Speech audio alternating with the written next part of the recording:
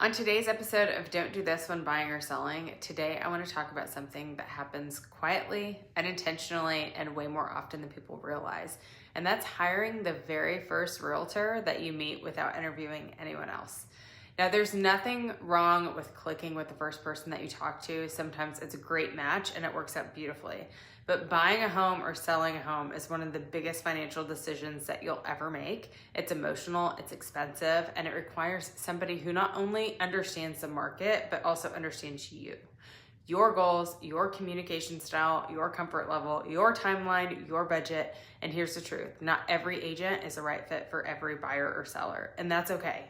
A lot of buyers don't realize that the realtor you choose will directly impact how supported you feel, how prepared you are, how competitive your offers are, how well you negotiate, how smooth or stressful your closing is, and honestly, how confident you are during the entire process. This person is going to help you make life-changing decisions. So before you just say yes to the first agent who texts you back or a person that's hosting an open house, take a breath and ask yourself, is this really the person I want guiding me? When you interview agents, you get to learn things that buyers and sellers often skip over. How quickly do they respond? Do they know the neighborhoods that you're considering and the neighborhoods that you're selling in? Do they understand your loan type? Can they explain the process in a way that makes sense to you? Are they patient or pushy? Are they knowledgeable or are they just winging it? Do they communicate clearly? And here's the part people never think about.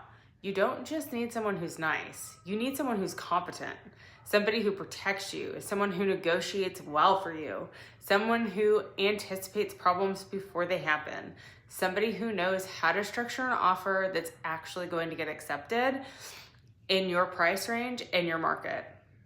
Every buyer and seller deserves somebody who will advocate for them, not just somebody who has a license.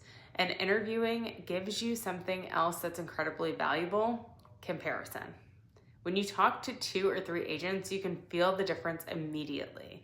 You can tell who's confident, who's prepared, who understands the contract, who knows the inventory, who listens instead of talks over you, who makes you feel empowered instead of overwhelmed.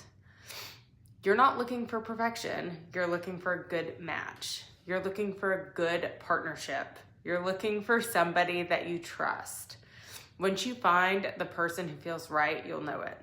And the entire experience will feel smoother, easier, and a lot less stressful. So before you commit to the first person who hands you a business card or answers a DM, take a few minutes to have a real conversation with a couple agents. Ask questions, pay attention to how you feel, and choose the person who truly feels like the best fit for your buying and selling journey. That wraps up our episode of Don't Do This When Buying or Selling. I'll see you next Monday at 3 o'clock.